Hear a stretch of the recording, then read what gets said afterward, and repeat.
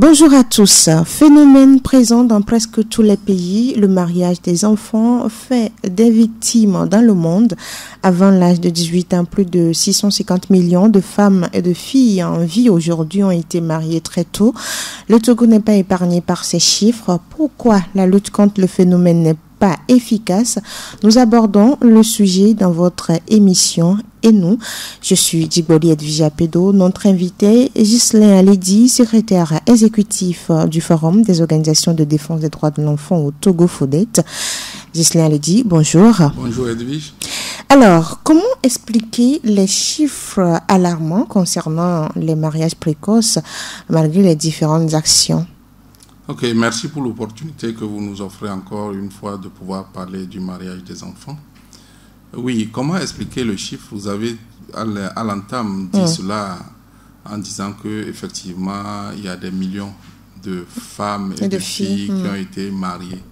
D'abord, sur le plan sociologique, cela s'explique par des pratiques ancestrales qui demandaient que déjà la fille, lorsqu'on voit l'apparition des bouts de sein, qu'on puisse pouvoir la proposer en mariage.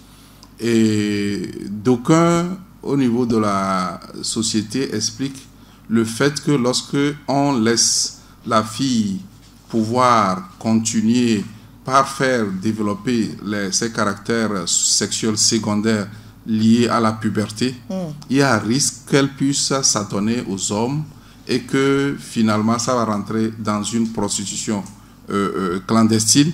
Et vous savez que la société tient beaucoup à la virginité des filles avant le mariage. Si vous avez lu par exemple le roman Zala, vous allez comprendre, et que en cela c'est une honte pour la famille de dire que ma fille a connu un homme avant le mariage.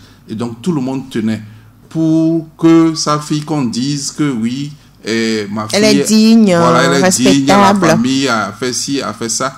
Donc ça fait que d'une façon empirique, les gens envoyaient leurs enfants en mariage très tôt.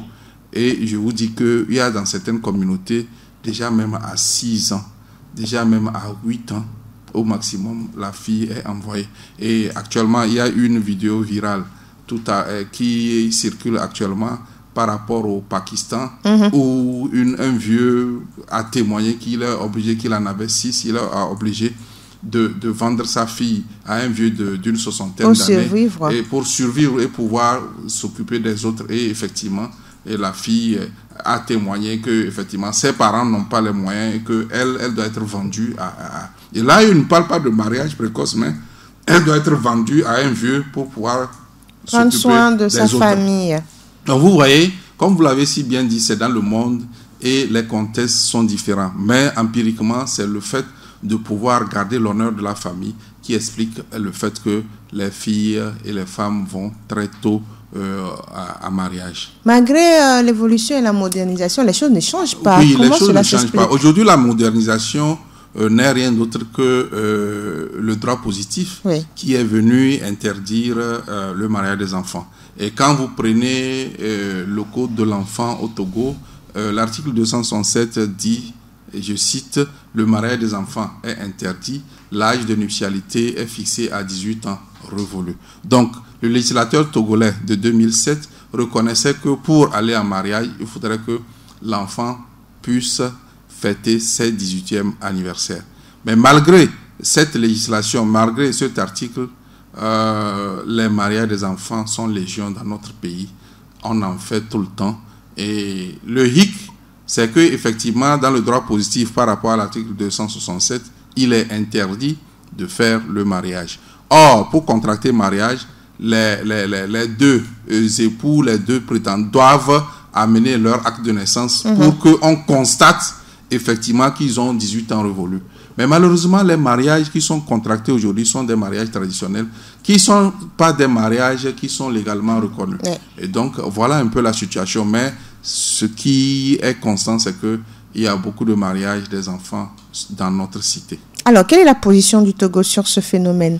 La position du Togo, c'est que le Togo, comme je le disais tantôt avec l'article 267, c'est que le Togo est contre. Sauf que il y a un petit bémol que le Togo a fait, toujours dans l'alinéa 2 de l'article 267, qui dit que les filles et garçons âgés de 16 ans peuvent avoir l'autorisation du président du tribunal pour des motifs sérieux.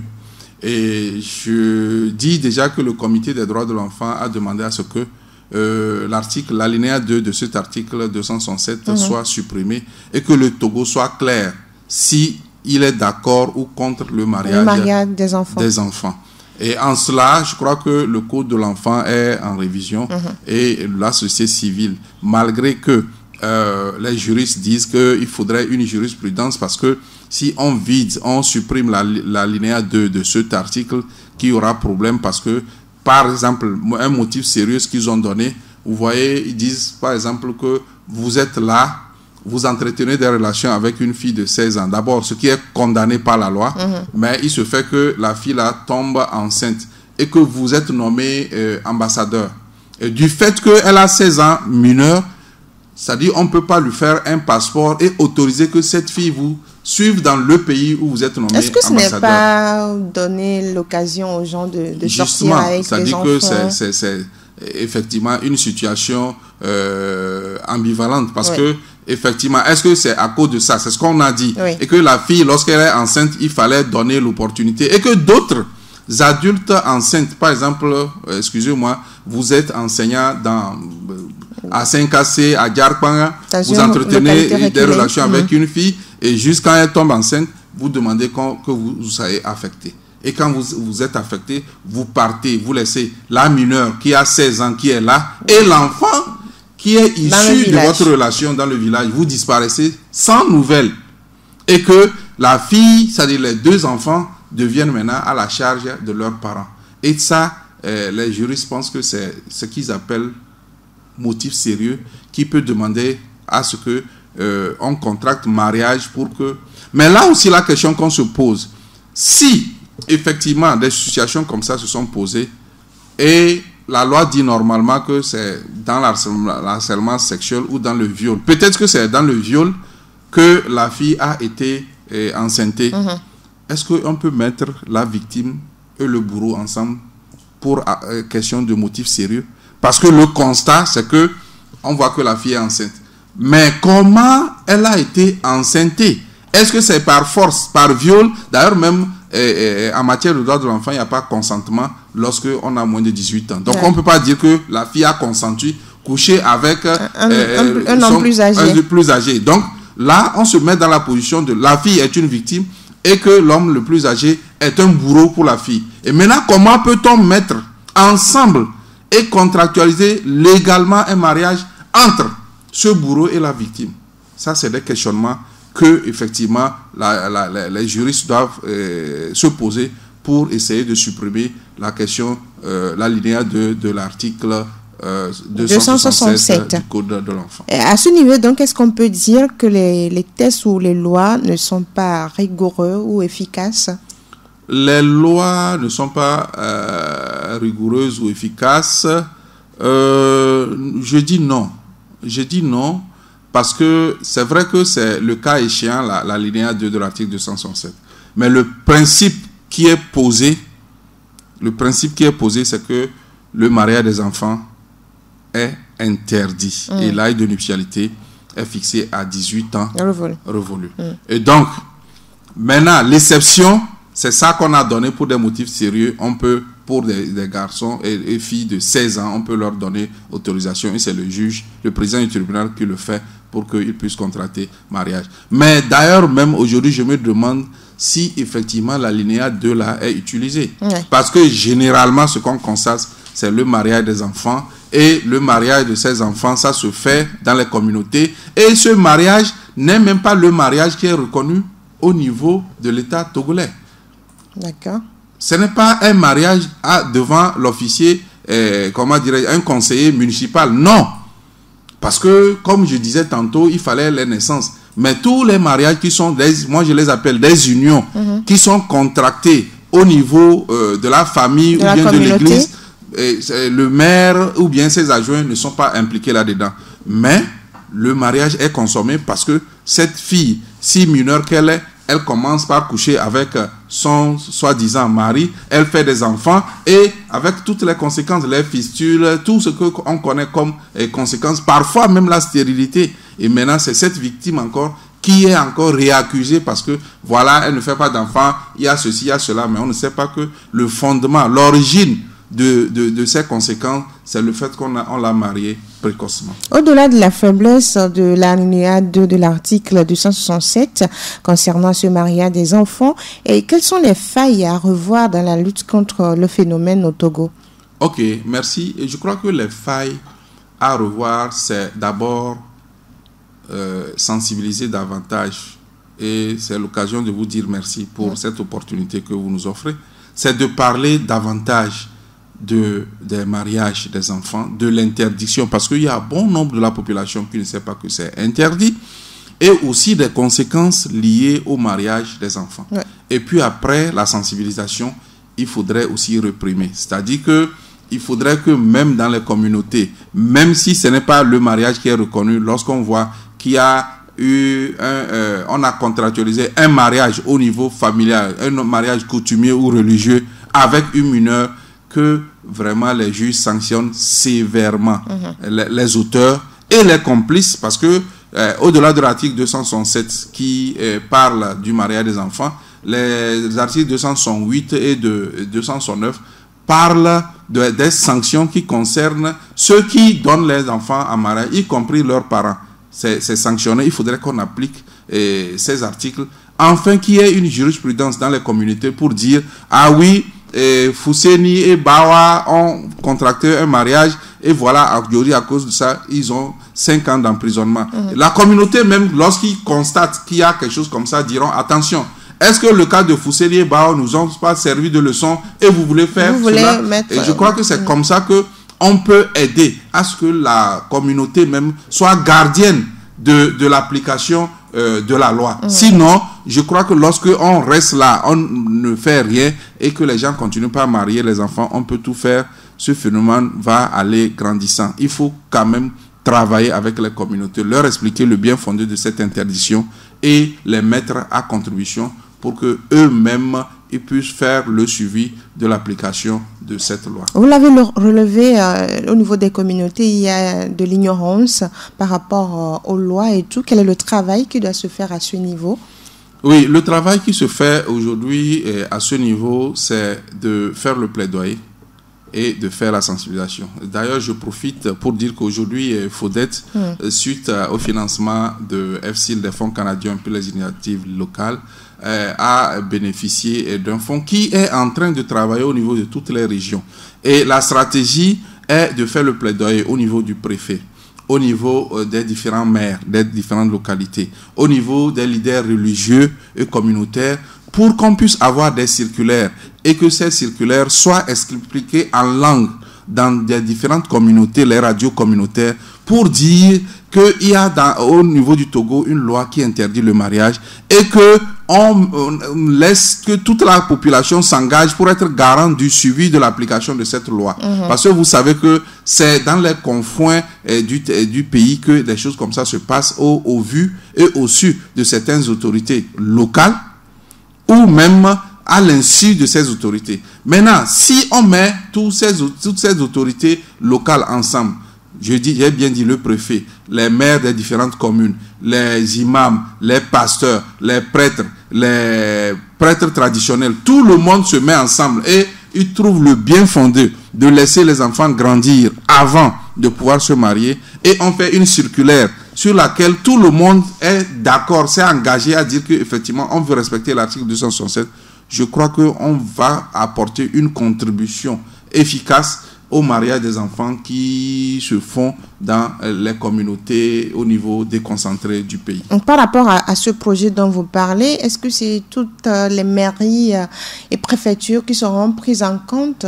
Oui, pas les 117 communes, mais au jour d'aujourd'hui, nous sommes en train de vouloir tester ce projet au niveau de, puisque c'est un projet de 5 mois qui finit en février 2022, au niveau de chaque chef-lieu de région.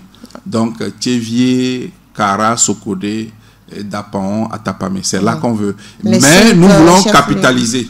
Capitaliser veut dire quoi? Nous avons dit que dans ne serait-ce que chaque chef-lieu de commune, je crois que ce soit les députés, que ce soit les ministres qui sont actuellement aux commandes, je crois que c'est un phénomène aussi qui est un casse-tête chinois pour eux. Lorsque le projet serait fini, nous allons produire des documents et aller voir ces autorités pour leur demander de contribuer à ce qu'on puisse étendre ça dans leur circonscription électorale, même s'il faut voir le chef de l'État, pour qu'un jour on puisse dire aussi que le Togo a permis à ce que ces enfants grandissent avant d'aller au mariage. Et ça, c'est l'idéal, et je crois que c'est une question de droit, et il faut que tout le monde s'engage, du chef de l'État jusqu'au dernier paysan de la campagne, qu'on puisse arriver à gagner ce pari, celui de laisser les filles et les garçons grandir avant leur mariage. Et quelle est la situation aujourd'hui au Togo quand on parle de mariage précoce? Combien d'enfants sont mariés? Quel est l'état des lieux? Bien, la situation est alarmante, bien qu'on ne puisse pas donner les chiffres, tout simplement parce que c'est quelque chose d'illégal. Tous ceux qui font le mariage des enfants savent que c'est illégal, donc ils se cachent pour faire ce mariage. Ça fait que c'est difficile de dénombrer les cas, mais c'est qu'il y a beaucoup d'enfants, filles comme garçons, qui sont mariés précocement. Mais Edwige, on a voulu faire un travail, faire ce qu'on appelle l'accompagnement juridique de ces enfants qui sont mariés précocement pour, c'est-à-dire, les amener à ester les auteurs à la justice. Mais malheureusement, quand on a fait un sondage, vous savez, en Afrique, on a un problème. C'est-à-dire que même si vous êtes la victime d'un mariage précoce, lorsque le mariage est consommé aujourd'hui, comme vous l'avez vu à l'entame, et qu'avec votre prétendu mari, vous avez 1, 2 enfants, la société conçoit difficilement le fait que la femme, cette femme, même si vous êtes marié précocement, puisse aller à la justice dénoncer son mari ou bien ses parents. Et donc, quand on a voulu avoir des cas, il a été difficile pour nous de pouvoir avoir des cas. Et cela nous a permis, avec l'autorisation de FCIL, de pouvoir convertir cette activité pour pouvoir faire les plaidoyers au niveau de chaque région, au niveau du préfet, au niveau des maires et des leaders religieux, pour qu'ils puissent aller c'est-à-dire élaborer une circulaire qui interdit, conformément à l'article 267, le mariage des enfants, et à ce qu'on puisse engager toutes les organisations communautaires à veiller à ce que cette circulaire soit respectée en vue de pouvoir éviter le mariage des enfants dans les différentes communautés au Togo. Vous êtes sur Radio Djena dans votre émission Et nous parlons aujourd'hui des mariages précoces avec le secrétaire exécutif du FODET, Forum des organisations de défense des droits de l'enfant au Togo, Ghislain Alédi. Alors, parlons des conséquences. Comment un mariage précoce peut-il changer la vie d'un mineur ou bien d'une mineure? Ok, merci beaucoup pour la question. Un mariage précoce change la vie d'une mineure ou d'un mineur. Comment? Par exemple, nous avons eu écho dans le travail que nous faisons dans une des régions au Togo, qu'une fille de 15 ans qui a été première du centre au BPC est amenée à contracter un mariage précoce. Première du centre, première de la région, on l'a demandé, on l'a mariée précocement. Vous voyez que ça a changé, ça va changer sa vie. Cette dernière aujourd'hui peut être la Victoire Dogbe de demain, peut être la présidente de l'Assemblée demain. Pourquoi pas la présidente de la République togolaise demain? Mais aujourd'hui, on ne peut pas être président de la République, Premier ministre ou bien président de l'Assemblée à travers la qualité du mariage précoce que vous avez eu à contracter. Parce que d'abord, c'est interdit. On devait vous laisser l'opportunité de poursuivre vos études, surtout que malheureusement, c'est rare de voir des filles qui sont brillantes. Une fille qui est première de la région, on l'amène à se marier précocement. Et ça, vraiment, c'est une aberration. C'est vrai que nous avons agi pour que ce mariage-là soit éteint, mais c'est le cas où nous avons été saisis. Malheureusement, il y a des milliers de cas comme ça où nous n'arrivons pas à être saisis et que le mariage est consommé et que la vie de l'enfant est brisée. Tout enfant qui commence à l'école ou qui naît à un moment donné a des ambitions, a des projets de vie. Mais malheureusement, ce qui se passe est que le projet de vie est brisé. Oui. Je veux devenir pilote, je veux devenir ceci. Quand on me marie précocement, cela veut dire que je ne vais plus atteindre mes objectifs. Pire, chez la jeune fille, il y a des conséquences au niveau physique, au niveau psychologique. Par exemple, les questions de fistule. C'est souvent lié aussi à la consommation du mariage très tôt parce que la fille est mineure, mais on force jusqu'à commencer par coucher avec la fille parce qu'on se dit que c'est ma femme. Dorénavant, j'ai fait tout le rituel. Je fais tout ce que je veux. Et maintenant, je fais tout ce que je veux, mais la fille ne supporte pas. Et finalement, vous allez voir qu'il y a des fistules. Vous allez voir que cette dame, par exemple, l'urine, ça ne fait que couler tout le temps. Et puis, cette tenue, ça sent. Si, malheureusement, elle a des coépouses, on va se moquer d'elle. Vous voyez, elle a un traumatisme énorme qu'elle n'arrive pas à gérer.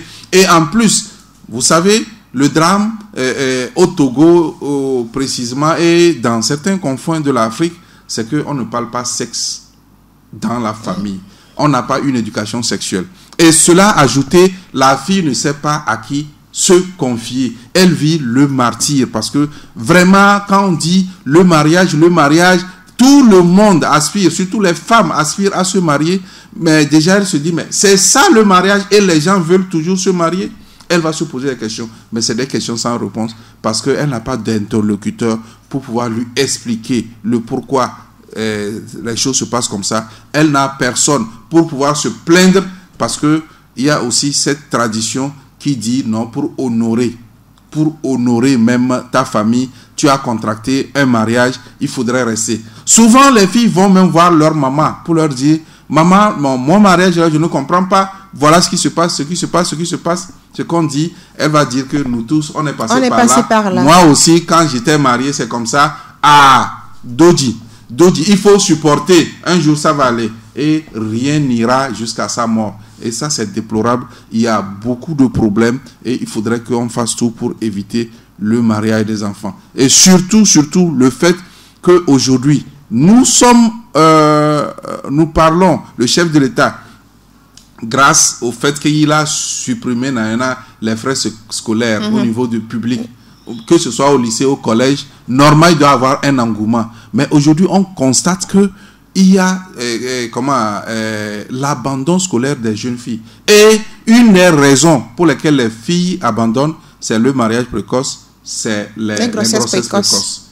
Ça, c'est des phénomènes qui font que les filles, vous allez voir dans les statistiques, vous allez voir qu'au CP1, il y a 60% de filles contre 40% de garçons.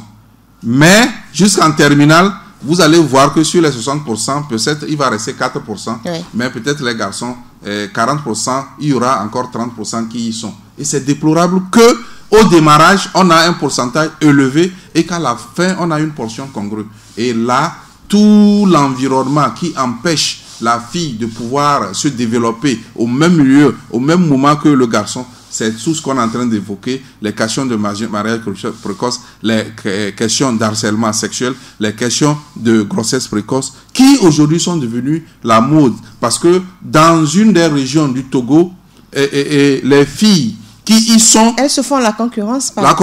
Et même chassent les autres. Toi, tu n'es pas mature, moi j'ai déjà un enfant. Et l'autre se voit obligé d'aller aussi se faire enceinter pour regagner le groupe des matures. Et où est-ce qu'on va avec ça?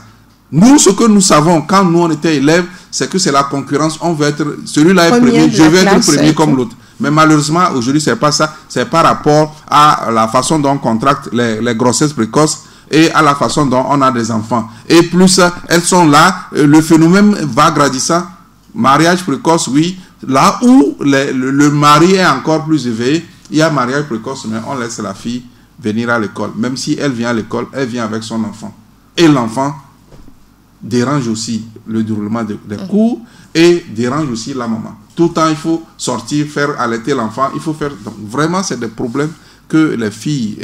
Chez le garçon, bon, Peut-être c'est la consommation du mariage qui va faire qu'il aura des insomnies, qui ne va pas travailler. Si peut-être il y a un bébé qui sort de leurs unions, les pleurs des enfants fera qu'il ne va pas... Il devient agressif aussi. Voilà. Mais la fille a beaucoup de conséquences plus que les garçons dans la question de mariage précoce. Et dans votre développement, on constate qu'aujourd'hui, il y a un problème au niveau de l'éducation.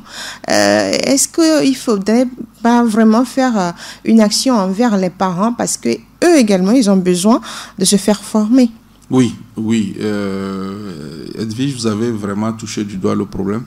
Moi, je trouve, en tant qu'acteur de développement sur les droits de l'enfant, et avec toutes les années que nous avons eu à travailler sur la question du respect des droits de l'enfant, que le nœud golgien dans la résolution de ces problèmes, c'est de voir si l'État peut le faire ou si l'État ne le fait pas. Moi-même, j'y pense, c'est de pouvoir créer l'école des parents. Parce qu'aujourd'hui, l'un des fondements de ces phénomènes, c'est l'irresponsabilité des parents. Et la perte de responsabilité, les parents, ils sont là juste, ils jouent leur rôle inné qui est de faire la reproduction, mais s'occuper des produits de leur reproduction, ça leur dit rien. Et aujourd'hui, d'ailleurs, même les parents poussent les enfants à aller faire le mariage précoce. Ils poussent les enfants à se faire enceinter. À cause de la pauvreté. Moi, je dis non. De la précarité. Parce que, en fait, moi, je dis toujours que l'Afrique, on nous a donné des idées préconçues qui nous font penser qu'on est pauvre. On n'est pas pauvre parce que, Edwige, j'ai toujours dit que l'un des indicateurs de la Banque mondiale par rapport à la pauvreté, c'est de manger 3 fois par jour. Mais je dis qu'au village, quelle que soit la situation, les gens mangent matin, midi, soir. Bien sûr. Mais nous, on terrorise dans la capitale l'argent et peut-être dans la journée, on mange une seule fois. Alors, qui est pauvre? Est-ce que c'est les gens du village ou bien c'est nous? Si on veut parler de ces critères. Donc, moi, je dis qu'en réalité, l'Afrique est dans la précarité. C'est-à-dire qu'on a les moyens, mais on n'a pas l'argent dans les banques pour faire face à tel, mais on a la nourriture, on a les stocks de ceci, de cela, on a le bétail et tout.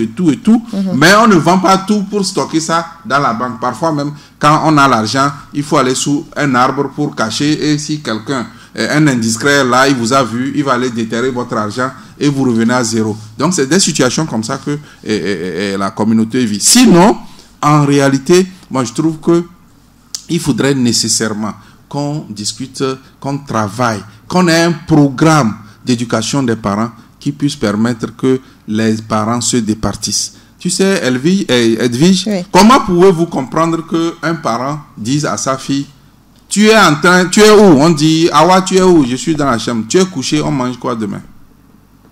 À cette question, on responsabilise la fille. Il faut qu'elle sorte pour aller chercher à manger. Pour aller chercher un homme qui va lui donner. Parce que si à 18h ou à 19h, on dit à la fille, tu es couché, on va manger quoi demain?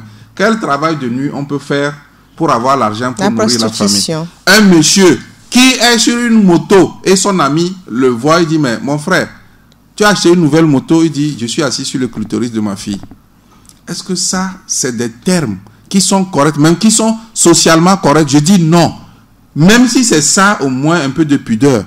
Tu dis que pour juste dire que, en fait, c'est la moto qu'un copain ou un quoi a acheté à ma fille. Et maintenant, moi, je prends ça pour faire mes courses. C'est que j'autorise.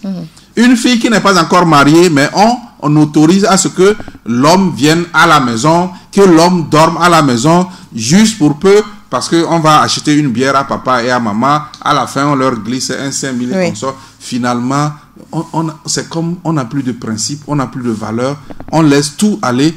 Et maintenant, est-ce que ce père peut demain gronder cette fille qui tombe enceinte? Parce que lui-même, il a contribué, parce que quand on vient chaque temps, parfois, ton enfant est là. Et on lui dit, est-ce que je peux avoir 500 francs pour acheter crédit? L'enfant est en 6e, ta fille est en 6e. Oui. Tu lui dis, est-ce que je peux avoir du crédit de 500 francs? Est-ce qu'à l'école, on paye les élèves? On ne paye pas. Ou est-ce que tu veux que ta fille puisse trouver l'argent pour pouvoir t'acheter le crédit? D'autres disent, oui, ce matin, je peux avoir 100 francs pour boire sodabi. Au lieu que c'est toi qui donnes le petit déjeuner à ta fille pour qu'elle aille à l'école, C'est rétropédalage. C'est toi qui dois lui demander. L'enfant devient responsable. Il y a de l'irresponsabilité du côté des parents. Au niveau du parent, le parent est irresponsable. Mais au niveau de l'enfant, l'enfant se trouve obligé d'être responsable pour assouvir les besoins de son papa. Ce qui n'est pas normal. L'autre père de moi, c'est les mamans. Si c'est les filles qui sont en complicité inouïe avec leurs filles. Et tout ce qui se passe chez une fille, elle a un petit copain, on donne l'argent, même le numéro du petit copain, dans la majeure partie des cas, la maman est au courant. Mais elle fait semblant. C'est-à-dire que parfois, le petit copain dépose, le papa n'est pas là, on donne l'argent. C'est la maman qui dit, hey, ne dis pas à papa, parce que si tu dis, on est perdu dans cette maison. Tu vois, on transforme le papa en bourreau, et maintenant des choses se passent. Maintenant, lorsqu'il y a grossesse, c'est dramatique. Elle va dire, ah, moi, je ne suis pas au courant. Mais quand tu creuses davantage, tu vas voir que la maman est au fait de tout ce qui se passe dans la maison. Mais c'est le papa qu'on ne veut pas informer. Des comportements qui handicapent aujourd'hui la lutte contre les mariages précoces. Et comment vous pensez que vous devez vous y prendre en tant qu'acteur de défense des droits de l'enfant pour un temps soit peu réduire ce phénomène? Ok. Et comment s'y prendre? Je crois que d'abord, c'est faire en sorte que ce soit une lutte permanente et que ce ne soit pas une lutte d'une seule personne. Que tout le monde s'engage, les ONG, l'État, la communauté, et tout le monde doit mettre la main à la pâte et qu'on puisse avoir une campagne ou bien une stratégie sur 5 ans. Oui. Parce que, quoi qu'on dise aujourd'hui, on jette, comment dirais-je, des fleurs au Togo par rapport à la lutte contre les MJF. Parce que le Togo, je crois que c'est en 2008, 2000 ou bien en 98 que le Togo a pris une loi contre les MJF, mais aujourd'hui, on a la portion congrue. Aujourd'hui, ce que les gens font, si même dans les statistiques, on dit qu'il y a encore les MJF au Togo, c'est que fondamentalement, les gens vont dans les pays voisins. Ils y font et ils ramènent les enfants ici. Mais ici même, c'est difficile de voir. Il y a quand même des poches de résistance. Mais on pouvait aussi s'inspirer de cette stratégie, faire des campagnes, mettre de l'argent pour qu'on puisse travailler, que tout le monde puisse travailler, afin qu'on sensibilise, on fasse comprendre à ceux qui sont acteurs de ces mariages précoces que c'est interdit par la loi, parce que, et qu'on puisse les transformer si besoin, afin qu'ils puissent vraiment eux-mêmes être aussi des acteurs de lutte, nos compagnons de lutte. Et au niveau de la loi, les juges doivent, la police, les juges, ils doivent réprimer. La société civile doit sensibiliser, faire les plaidoyers déconcentrés. Parce que certains pensent aussi que le plaidoyer ne peut se faire qu'au niveau du chef de l'État, du Premier ministre, du ministre, mais on peut faire aussi des plaidoyers au niveau communautaire, pour un chef village, un chef canton, un imam, un pasteur. On peut s'organiser, faire des plaidoyers. Parce que, quoi qu'on dise, tout le monde va voir l'imam, tout le monde va voir le pasteur, tout le monde va voir le prêtre traditionnel pour dire il y a ceci, il y a cela. Et si ces gens-là, on arrive à faire de nos alliés dans la lutte contre le mariage des enfants, je crois que ça va prendre et qu'on va résorber tant soit peu le mariage des enfants dans notre pays. Alors, qu'est-ce qui fera votre satisfaction après ce projet que vous exécutez au niveau du FODET, le projet accompagné par FC là? Oui, ce qui fera notre fierté, c'est que effectivement l'État puisse avoir une oreille dans tout ce que nous sommes en train de prendre, parce que pour nous, nous pensons que c'est un projet pilote et qu'après, qu'on puisse organiser des rencontres de partage, parce que nous allons faire de la capitalisation sur tout ce qu'on a fait pour voir les tenants, les aboutissants, et que l'État puisse mettre un programme entier pour qu'on puisse travailler au niveau déconcentré, afin que les communautés puissent prendre à bras le corps cette responsabilité de pouvoir lutter contre le mariage des enfants, et aussi supprimer l'alinéa de l'article 267 et l'article 21 du même code de l'enfant. Ça fait 2 mesures à supprimer dans le code. Parce que l'article là dit que pour avoir la nationalité togolaise, un enfant étranger peut se marier à un Togolais. Ah, d'accord. Voilà, l'article 21. Or, on a dit plus loin, l'article 267, le mariage des enfants, Or, le principe de l'universalité des droits veut dire que, de la non-discrimination, veut dire qu'un enfant, même s'il est étranger, on a des enfants ibo, français, tout ça ici. C'est pas parce qu'il est étranger que pour lui, on peut autoriser le mariage. Qu'il se marie étant mineur. Donc, ça, l'article 21 est à supprimer catégoriquement, parce que dire que pour contracter, pour avoir la nationalité, un enfant étranger peut contracter un mariage avec un Togolais, ça c'est aberrant. Il faudrait qu'on supprime cet article 21. Et maintenant, pensez aussi à supprimer l'alinéa 2 de l'article 267 et mener une campagne. Si on en arrive là, je crois que le pari est gagné. Nous aurons vraiment une satisfaction. Et c'est encore le lieu de remercier FCIL qui nous a permis de pouvoir mettre en œuvre ce projet. Et je crois qu'ensemble, FCIL aussi serait très content, le gouvernement canadien, d'avoir apporté un plus au niveau du Togo par rapport à nos actions que nous sommes en train d'amener. Parce que effectivement, on peut les inscrire aussi comme des actions de plaidoyer. Si effectivement, juste à la fin, ou maintenant déjà, l'État cherche à être ensemble avec nous pour qu'on définisse les stratégies efficaces et idoines pour pouvoir s'attaquer aux racines du mariage précoce et au respect de la loi de l'article 267 qui interdit le mariage des enfants. Est-ce que dans vos actions, vous tournez vos regards vers ce comité qui est en train de revoir le code de l'enfant? Oui, nous tournons nos regards parce que nous avons eu cette chance aussi de pouvoir participer, même de faciliter l'atelier de la société civile qui est en train de réfléchir sur la question des articles à changer dans le code de l'enfant. Et je crois que nous avons fait nos apports. Et dans nos apports, l'article 21 et l'alinéa 202 de l'article 267 ont été proposés pour être supprimés. Et ce n'est même pas nous seulement, le comité des droits de l'enfant de Genève, comme celui d'Addis Abeba, dans les rapports, les observations finales, ont proposé à l'État togolais de supprimer l'alinéa 2 de l'article 267 et l'article 21 aussi de ce code de l'enfant. Et je crois que lorsque nous arriverons là-bas, nous sommes aux aguets, nous sommes tout cuits pour voir le processus continu par rapport aux changements qui seront opérés au cours de l'enfant. Nous allons aussi, à travers ce projet, essayer d'activer les leviers parce que le processus a commencé depuis, je crois, 2017 ou 2018, mais ça a traîné jusque-là. Et l'année passée, on a fait quand même des ateliers pour pouvoir apporter nos contributions au changement à opérer.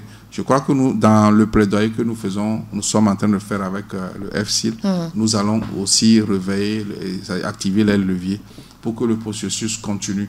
Parce que très bientôt, le Togo va aller aussi présenter ses rapports sur les droits de l'enfant à Genève.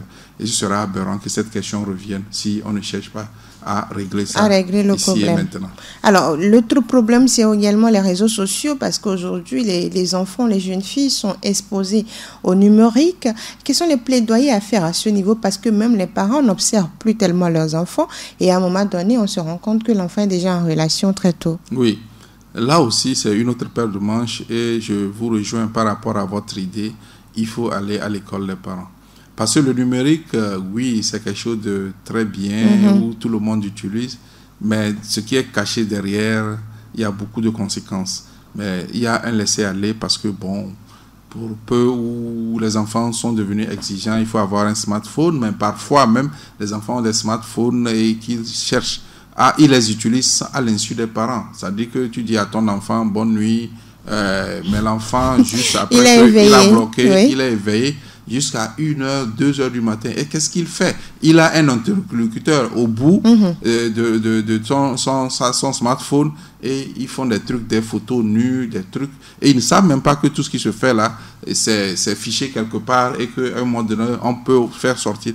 Et donc, là, ça gâche vraiment la vie des enfants et c'est important que les parents soient très, très regardants. Edwige, nous avons un problème sérieux en tant que parents. Nous courons derrière l'argent. Oui, je suis sorti d'un atelier. Le soir, j'ai une réunion parce que juste, il y a quelques jetons qu'on donne et on sacrifie nos enfants. Conséquence, généralement, les enfants sont perdus. Ils n'ont pas de référence. On n'arrive même pas à éduquer. Le temps de rentrer à la maison, il est 23h, l'enfant dort. À 4h du matin, j'ai un rendez-vous, je travaille au port, je suis parti. On n'a même pas de temps pour discuter avec nos enfants, pour que nos enfants nous exposent leurs problèmes afin que nous puissions apporter des solutions. Nous sommes en l'air en train de courir.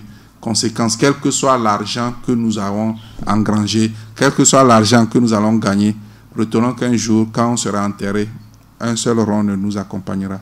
Donc, nous avons quand même des valeurs à donner, des principes à transmettre. Et même si nous, on n'a pas eu la chance d'être éduqués, peut-être dans l'instruction, dans la vie avec les autres, on a acquis des bonnes choses et des mauvaises choses. On va élaguer les mauvaises choses et les bonnes choses, il faut les transmettre à nos enfants. Mais pour pouvoir transmettre ça à nos enfants, il nous faut du temps et de la communication pour pouvoir le faire. Et lorsque on court derrière l'argent, on n'a pas du temps pour nos enfants. Ce serait dommage, quelle que soit la renommée, la personnalité qu'on ait, de pouvoir voir que notre enfant a raté. Et c'est en ce moment qu'on est en train de crier, ce serait médecin après la mort. Les gouvernants ont fléchi concernant la lutte contre le mariage précoce à un moment donné, parce qu'on n'en parle plus, il n'y a plus d'action de sensibilisation, ce qui fait que le phénomène devient grandissant. Devant eux, il n'y a rien qui se fait aujourd'hui. Qu'est-ce que vous pensez que ces autorités doivent faire? À quel niveau ils doivent réagir? Ok. Merci beaucoup pour cette question. Vous avez vraiment vu le problème. En réalité, les ONG que nous sommes, les fêtières, comme le gouvernement, nous sommes pris au piège par les bailleurs, les bailleurs financiers, les partenaires financiers. Pourquoi je le dis? Vous savez, moi, j'ai plus de 20 ans dans la question du développement. Ce que j'ai constaté est que lorsque vous êtes très pointu et vous faites une analyse de la situation pour faire ressortir les problèmes auxquels votre communauté fait face, lorsque vous faites des projets pour soumettre, quand vous regardez chez les partenaires, eux, ils ont d'autres problèmes qu'ils veulent adresser. Des problèmes qui ne sont pas des problèmes qui sont vous dans vos communautés. Si je veux aujourd'hui avoir l'argent de plan a son plan stratégique dans lequel il dit je veux faire la promotion de la jeune fille, je vais faire ci, je veux faire ça, je veux faire ça, je veux lutter contre ceci, je veux faire ceci. Mais maintenant, vous constatez que non, qu'il y a les grossesses précoces, non, il y a le mariage des enfants. Vous soumettez, eux, ils regardent dans leur truc. Ils ne peuvent pas financer quelque chose qui n'est pas inscrit dans leur, programme d'action. Donc, vous n'aurez jamais de financement. Mais c'est des problèmes réels qui sont chez vous et que vous devez quand même adresser. Vous prenez la Banque mondiale, vous prenez l'Union européenne. Les gens, pour pouvoir postuler au projet, ils ont leur thème. Ils disent que, bon, actuellement, par exemple, nous voulons travailler dans tel domaine. C'est le développement local, c'est les communes, c'est les mairies. Mais la mairie est constituée, la commune est constituée de qui? Des enfants. Si on marie toutes les filles précocement dans la commune, vous allez voir des petits enfants avec tous les problèmes de santé, d'éducation et tout. Quelle que soit la gouvernance que vous donnerez dans la commune, les maires sont bien élus, ils gèrent bien et tout, il y aura toujours des problèmes. Bien sûr. Donc voilà, c'est pourquoi je dis que nous sommes pris au piège et que oui, je sais un peu aussi comment le gouvernement ça fonctionne, il y a les priorités, mais quand un chef d'État donne son programme de développement, il est élu. Après, on l'évalue, on dit qu'il n'a pas. C'est parce qu'effectivement, dans son programme, il veut faire ceci. Mais pour avoir les moyens, ceux qui veulent donner disent non. Ne sont pas intéressés par les Je ne suis pas intéressé parce que tout ce que toi tu as dit, moi je veux plutôt que non, tu fasses plus le développement du phosphate. Je voudrais que non, tu fasses ceci, tu fais cela. Or, ce n'est pas ça que le chef de l'État avait dit avant qu'il ne soit élu. Conséquence, on voit qu'il finit son mandat, mais la communauté, la population commence par le juger. Il n'a rien fait, il n'a rien. Mais ça ne dépend pas de lui. C'est pourquoi il dit qu'en réalité, nous sommes pris tous en otage parce que nous sommes des agents de même l'État, des agents de mise en œuvre des programmes d'autres partenaires qui ne sont pas ici. Mais eux, c'est ce qu'ils veulent. Ils nous donnent l'argent, cet argent-là qu'ils ont. Et ils nous donnent ça et nous, on met ça en œuvre chez nous. Ce qui veut dire que les États eux-mêmes doivent pouvoir financer leurs propres projets. Trouver un mécanisme de financement endogène des projets. Ça, c'est très, très, très très important. Il faudrait que les États puissent trouver des mécanismes endogènes. C'est vrai que, par exemple, ici au Togo, on va dire que l'OTR finance, il y a ceci, il y a cela. Mais dans la plupart des cas, on signe les accords avec les banques, on fait ceci, c'est des prêts, mais l'orientation qu'on donne. Si vous prenez par exemple des pays où il n'y a pas l'infrastructure routière, tout le monde est conscient qu'il faut avoir... Aujourd'hui, le Togo quand même, est quand même bien placé par rapport aux infrastructures routières. Là où il n'y en a pas, les gens veulent le faire. Mais selon les techniciens, on me dit qu'un kilomètre de goudron, ça avoisine 1 milliard. Si on veut faire un bon goudron. Et maintenant, l'État va trouver ça où? Lorsque un État dit, moi je veux faire mes routes, et quelqu'un dit que nous, ce n'est pas ça qui nous préoccupe. Nous, on veut plutôt votre café cacao. Vous êtes obligé, si vous voulez avoir l'argent, qu'on vous donne les intrants pour le café cacao, voilà. Et vous laissez les routes. Malheureusement, c'est ça. C'est pourquoi je dis qu'en réalité, que ce soit la société civile, les communautés et tout, nous sommes pris en otage par nos partenaires financiers, ceux qui nous accordent. Et donc, nous devions y penser pour aller à un financement endogène, notre propre financement. Et c'est ça seul qui peut nous amener à sortir de l'ornière un jour. Alors, pour finir, qu'est-ce qu'il faut faire pour une lutte efficace contre le mariage précoce? Oui, pour lutter efficacement contre le mariage précoce, il faut une prise de conscience de tous. Il faut plus de responsabilité des parents. Les gens doivent savoir que dans cette vie, on ne peut pas faire tourner la planche à bébé parce que volontairement nous voulons le faire. Non. On ne peut pas. C'est-à-dire que oui, les gens raisonnent. Ah, nous au village, il n'y a pas de distraction. Déjà à 18h, j'ai fini de manger. Ma télé, c'est ma femme. Conséquence, c'est les enfants qui en sortent. Et ces enfants, ils sont laissés à eux-mêmes. Tu vas voir un enfant qui est là, nu, très blanc. On a comme l'impression, ça fait 20 jours, il ne sait pas le laver. On trouve quelque chose pour lui donner à manger. Il se couche là où il se couche, même dans la chambre, dans une hutte, par terre. Et puis, mais cet enfant, si malgré ces conditions, demain il devient ministre, ces parents-là sont exigeants. C'est mon enfant, c'est moi qui t'ai mis au monde. Mais dans quelles conditions tu m'as éduqué pour que je sois aujourd'hui ce que je suis?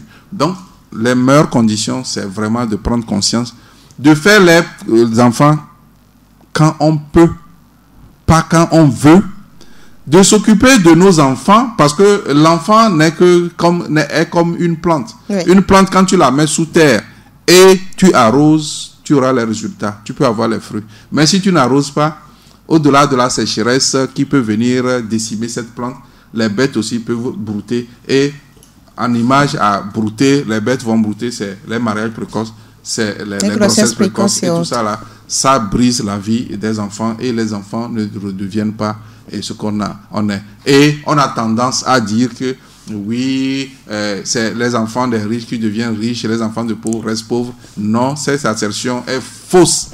Fausse. Aujourd'hui, les gens sont devenus présidents de la République, mais leur papa était rien. Quand vous prenez Obama, le papa d'Obama était quoi? On a vu sa grand-mère et tout ça là. Ils étaient rien, ce n'est que des paysans. Mais ça n'a pas empêché Obama de pouvoir percer pour être président des États-Unis. Et Martin Luther King l'avait proclamé très tard que, attention, un jour, un noir sera, et ça a été. C'est-à-dire la prophétie a été réalisée. Et je crois que nous devons avoir de l'espérance. Nous devons être ambitieux dans la façon de faire des enfants. Et nous devons être aussi positifs pour dire que je voudrais que mon enfant soit ça. Et pour le faire, nous devenons comme de l'eau. L'enfant est comme la plante. Nous, comme de l'eau, on doit arroser tous les jours. Et on doit accompagner nos enfants selon nos moyens à pouvoir vraiment avancer. Et les enfants aussi doivent être aussi respectueux des adultes et aussi s'engager à pouvoir réussir. Parce qu'il y a beaucoup d'enfants aussi qui ne veulent rien faire parce que mon papa a tout, moi, je veux fréquenter pour devenir quoi, ou il y a la nourriture, quoi. Ça aussi, et qui s'adonnent très rapidement, comme vous l'avez dit, aussi avec les réseaux sociaux, au sexe, à la drogue, à l'alcool, et maintenant ça devient des complications. Je crois qu'il faut l'engagement de tous, il faut la répression, il faut la sensibilisation. Ce n'est qu'à cette seule condition que nous pouvons un jour dire que nous avons gagné le pari des mariages précoces au Togo. Merci beaucoup à vous, Ghislain Aledji. C'est moi qui vous remercie. Je rappelle que vous êtes le secrétaire exécutif du FODET, Forum des organisations de défense des droits de l'enfant au Togo. Nelson Mandela a dit « Nous devons à nos enfants, les êtres les plus vulnérables de toute société, une vie exempte de violence et de peur. Engageons-nous donc contre le mariage précoce, un phénomène qui fait des victimes et traumatise à vie les mineurs. » Retrouvez l'actualité sur les droits de l'enfant et de la femme sur www.jena.tg. Je suis Digbali Advija Pedo. L'avenir, c'est nos enfants. Rendez-vous mardi prochain pour un autre numéro de votre émission Et nous.